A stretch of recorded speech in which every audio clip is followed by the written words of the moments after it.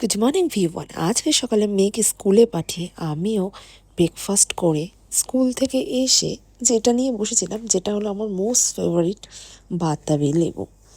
আর এটা এই বর্ষায় পাওয়া যায়। মেয়ে স্কুল থেকে এসে কোথার থেকে একটা তেঁতুলের দানা নিয়ে এসে সেটাকে নিয়ে সমানে ভয় দেখাচ্ছে, দেখো আমি ট্যাবলেট খাবো। ট্যাবলেট নিয়ে এসে আমি ট্যাবলেট খাবো, আমার পেট ব্যথা, আমার চোখ ব্যথা, আমার হাত ব্যথা, এই নিয়ে বাচ্চা ছোট থাকলে যা হয়। তারপর চলে গেছিলাম নিজের কাকার বাড়ি মনসা পুজোয়। আর প্রতি বছরই যেয়ে থাকি।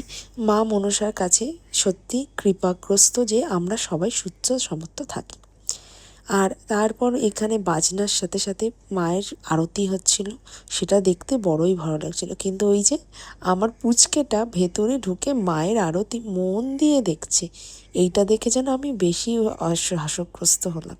তারপর রাতে ডিনার করে বাড়ি ফিরলাম, আর এই খিচুড়িটা জাস্ট অসাধারণ হয়।